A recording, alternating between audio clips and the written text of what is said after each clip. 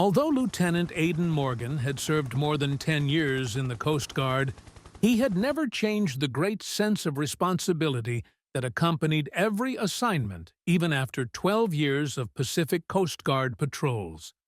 Though he had seen hurricanes rage, saved lost sailors, and come upon horrifying wreckage sites, nothing could have readied him for what he was about to find that day.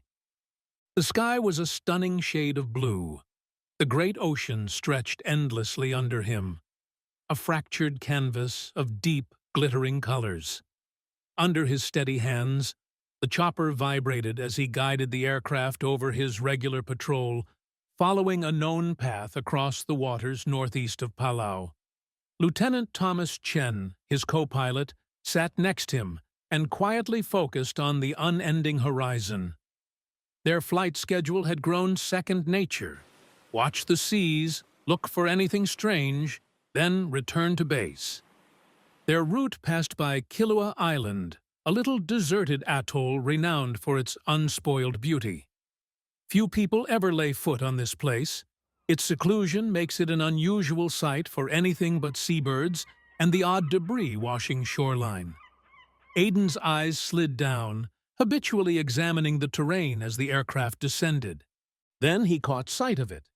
It was first only a flutter of motion in the thick tree line, something so subtle it may have been a trick of light, or a breeze stirring the palm fronds. But for some reason, Aidan felt uncomfortable about it. Instinct set in. Something wasn't right. He changed his approach to bring the helicopter nearer the shore. At that, he noticed the clear letters. SOS. His stomach squeezed. Blinking, half expecting the image to fade like an illusion, it stayed etched deep into the sand, bold and desperate. Someone was here. Someone who ought not to be. See? Aidan pointed it out to Thomas, and his voice cracked slightly. Thomas moved closer to see the distress signal widening his eyes. He remarked, "That's not an accident. That is a cry for assistance." Aidan's head spun. Who might possibly get caught here? Not lately. Nevertheless, there were no villages or documentation of shipwrecks in this region. Should someone be here, they have been struggling for survival on one of the most remote Pacific islands. Aidan muttered, clutching the controls with fresh fervor, "I'm bringing us lower." The movement he had observed earlier becoming more obvious as they fell. Figures emaciated and desperate surfaced among the swaying palm trees near the island's center. "Oh my God," Thomas said quietly. "There are folks down there." 3 of them were there. Their bodies were weak and wobbly, their arms flinging in desperate waves. Aidan could see the hollowness in their eyes, the burnt patches on their skin, the way their clothes hung off their emaciated frames even from above. A quiet reminder of whatever struggle had brought them here. A little destroyed boat lay half buried in the sand near the border of the island. Aidan remarked, his heart racing, "Looks like they've been stranded for a while. We have to move quickly." He could see something more, too, something far more disturbing even as he spoke. The first indication was subtle, the way the waves shifted, their once gentle roll becoming increasingly irregular. Then arrived the heavy black clouds drifting across the horizon like ink in water. This one was traveling quickly. Aidan had spent enough time at sea to identify the warning indicators of an approaching storm. Aidan's fingers tensed around the helicopter controls, while the instrument screen flashed first, warning indications of approaching inclement weather. Strong winds brought by a low-pressure storm approaching from the east had already started to rock the aircraft. Aidan replied, looking at Thomas, "We have to hurry. That storm is closing faster than I would like." Thomas examined the instruments, his countenance stern. "At most 30 minutes until it comes upon us. Delaying will cause us to get caught right in the middle of things." Aidan nodded. 2 men and a woman, the 3 stranded people below, kept furiously waving their eyes, locked on the aircraft descending. Aiden could see the degree of their agony the more near they grew. Their features were thin from weeks, probably months of exposure to the weather. Their clothes were frayed. Their bodies were skinny, sunburned, scarred with scrapes and bruises. Nothing that had drawn them here had been friendly. Although the individuals below required immediate assistance, trying a rescue in such circumstances would have killed the crew as well as those on the island. Already, the howling wind made lowering a rescue rope almost impossible. The waves around the island grew bigger, therefore excluding any chance for landing on water. "We'll drop them a radio and supplies," Aiden said. "We have to provide them everything they need to survive till we can get back." The crew packed food, drink, medicine, and a radio fast. They carefully locked the bundle and got it ready for the drop. Above a level stretch of the beach, Aiden steadied the chopper as the package landed on the ground close to the stranded group. The three figures instantly went to it. Aiden took up the microphone as they started sorting the materials. "Can you hear me?" His voice faltered under strain. "We hear you. Thank you. Please help us," came a weak, shaking response via the still. Before speaking, Aiden inhaled deeply. "This is the Coast Guard. We have come to assist. But a storm is approaching. We must return to base. I promise we will be back as soon as the weather clears. Hold on. The package contains food, water, and medical supplies." There was a thick quiet, broken only by static cracking. Then a voice replied, harsh with desperation. "No, please!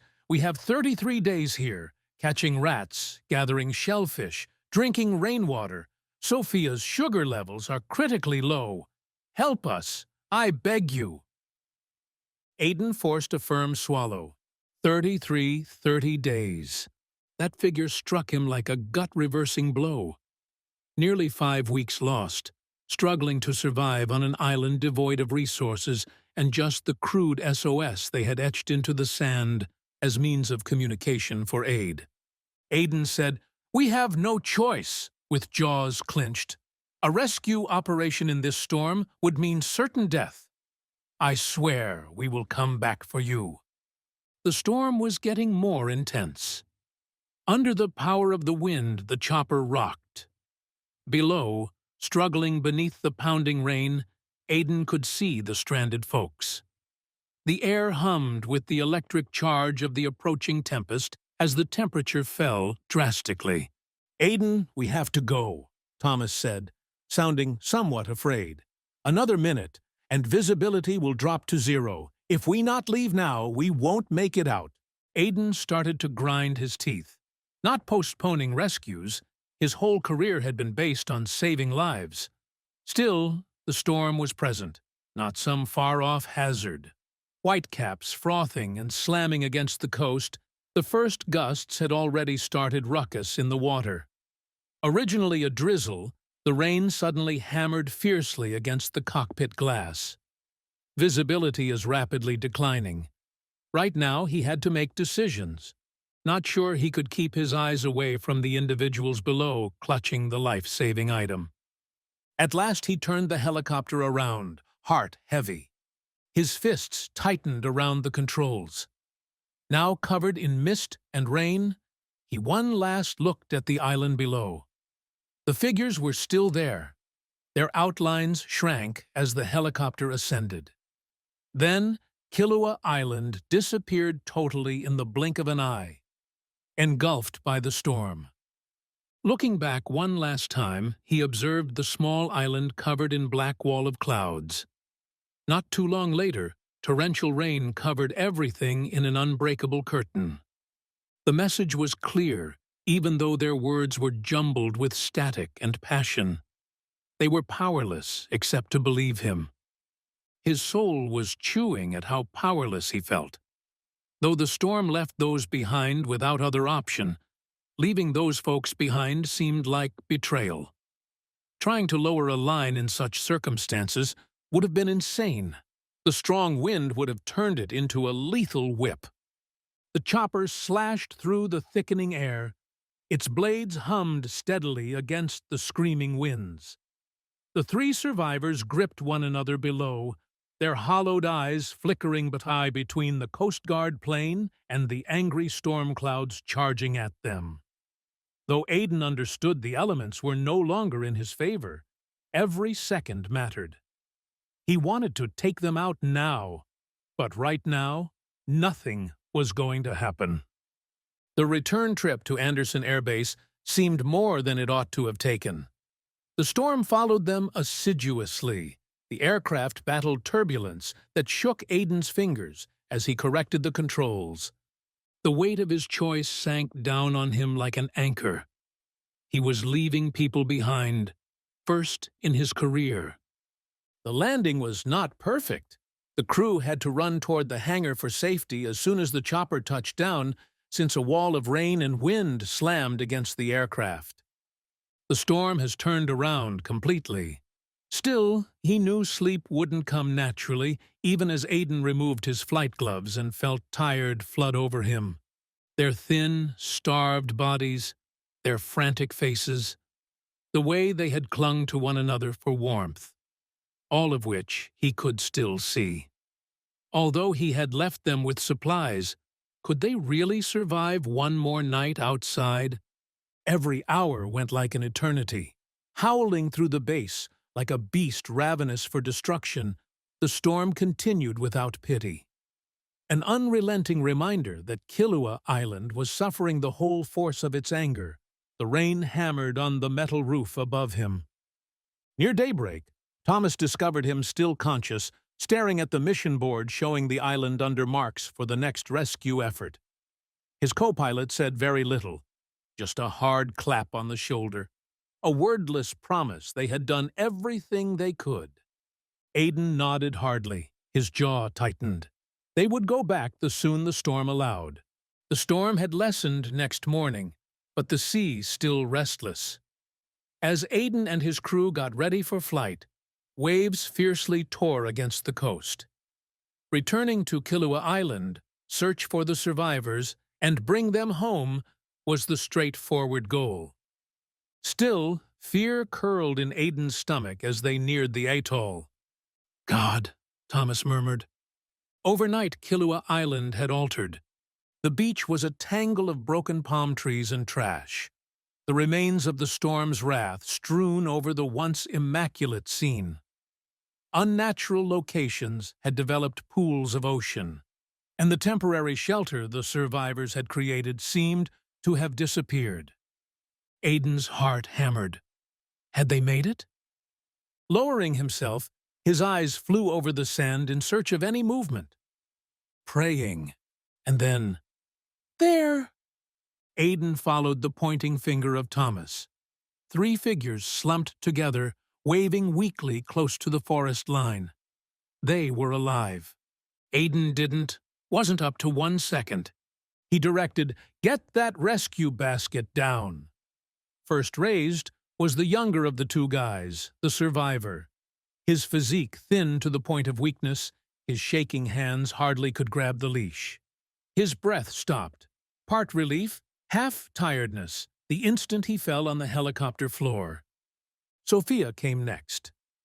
Aiden held his breath while the medics led her toward the basket. She was hardly moving, her body swung as though the act of standing were too much. Careful, meticulous, the team slowed the line below normal. As she climbed, she was nearly a shadow. Weightless. The last man almost went down. The aftermath of the storm had left everything slick and perilous. The basket teemed dangerously as the wind picked up once again. But he tightened his fingers, his will stronger than the forces trying to drag him back, even as it seemed he may lose his hold. His lips parting to speak two basic words, he gazed up with bloodshot eyes as his boots touched the chopper floor. "Thank you." Aiden headed the plane for base as soon as the final survivor was locked. The first real indication their dream was ending was the shoreline. The base had already prepared for their arrival. Doctors were waiting as the helicopter touched down, ready to take the survivors in dot. Inside, the medics operated rapidly. As they were transferred onto stretchers, Aiden's gaze lingered on Sophia. She was unconscious, but stable. She would live. Sophia ranked among the 3 worst. Her pulse was weak, and she exhaled shallowly. As the medical team gave her a glucose IV, closely checking her vitals, Aiden could sense the subdued urgency in their voices. One of the doctors shook his head in disbelief. "It's incredible they made it." Though weaker, the men were stabilizing. One of them managed a sip of water, his hands shaking with the attempt. Aiden dropped down next to them. "What happened?" he questioned, now his voice lower. The older man said raspingly while swallowing, "We used all our fuel trying to ride it out. Then we drifted. We thought we'd die out there." Aiden grabbed his hands tightly. Having spent 33 days out there surviving on whatever they could come across. Rats, crabs, rainfall. They had been ready to let go and die, but they hadn't. The next days were devoted to healing. Often visiting them, Aiden saw, as their voices became louder, the color returning to their skin. The Coast Guard began an official probe into how the survivors wound up stranded on Kilauea Island in the weeks following the rescue. They looked over flight logs, spoke with Aiden and his team, and looked into the helicopter's instrument data. Every element of the mission was recorded, examined, and reported, therefore enabling future operations to draw lessons from their difficulties. For Aiden, though, the paperwork, the debriefings, and the technical assessments all seemed far away. The fact that 3 people had been hauled from the brink of death meant most to him. The bureaucracy was secondary. He found himself thinking about them constantly. He had visited them regularly in the hospital in the days following the rescue, seated with them while they healed. Their eyes no longer sunken with hunger and dread, their fragile bodies progressively acquired strength. The change was astonishing. Sophia especially had been on the verge. The physicians had cautioned that she might not have survived had she stayed on the island even 1 day longer without medical attention. It was almost a miracle to see her now, sitting up in her hospital bed, with her cheeks getting color. She held out a quivering hand one afternoon as Aiden stood at her bedside. He grabbed it, startled by her tight hold in spite of her weakness. She said, "Thank you," in a hoarse but emotionally charged murmur. "You spared my life. You saved every one of us." Uncertain of his response, Aiden swallowed. Although he had spent more than 10 years in the Coast Guard and had taken part in several rescues, this one seemed different. At last he said, "You saved yourselves. You battled 33 days for survival. One has bravery in doing that." Sophia controlled a tiny, tired smile. "Possibly, but we wouldn't be here to chronicle the narrative without you." For Aiden, long after he left the hospital that day, those remarks had weight. A while passed. The surviving rebuilt, the inquiry came to an end, and life continued. For Aiden, the rescue operation was considerably more than just another accomplishment noted in Coast Guard records. It had been shelved as another success here. One morning he was going about his regular schedule when a letter came at the base. His name was cleanly scrawled on the envelope. He could not identify the handwriting. Intrigued, he ripped it open. His breath seized as soon he started reading. It came from Sophia. She had gone back to her family, completely healed and prepared to begin a fresh phase of her life. Above all, though, she wanted Aiden to know what the experience had meant to her. She spoke of the little everyday events she now treasured, the sensation of warm sunlight on her face, the sound of laughing around the dinner table, the simple delight of drinking a glass of cool, pure water. In a manner, she never had before. She had taken for granted before the shipwreck these things. Every morning now seemed to be a gift. Every breathe offers a second opportunity. Twice Aidan went over the letter. Then a third time his fingers tightened around the paper. This is the reason he behaved as he did. Not for trophies or accolades, but for events like this, knowing that thanks to their efforts someone had been given the opportunity to continue living, to keep loving, to keep taking delight in the everyday events. Carefully folding the note, he put it in his locker. He would keep it always, a reminder of the reason he had decided on this road. Word of the Kilauea Island rescue got outside the Coast Guard. It evolved into a tale of resiliency, of hope, of never giving up even against overwhelming circumstances. Using the goal as a case study, training courses examined the choices Aidan and his team had taken under pressure. It was evidence of fast thinking, of the need of following your gut feeling, and of the unflinching dedication of people who sacrificed their life to save others. It reminded him, to Aidan, he would never forget those 3 people on the island, their desperate waves, their tired bodies, their absolute resolve to live, regardless of how many rescues he took part in or how many storms he encountered. He had selected this life for a specific goal, and he would be there as long as people were out there grasping hope and struggling to survive against all obstacles, since nobody was entitled to be left behind. Moreover, nobody should ever give up believing in the ability of rescue.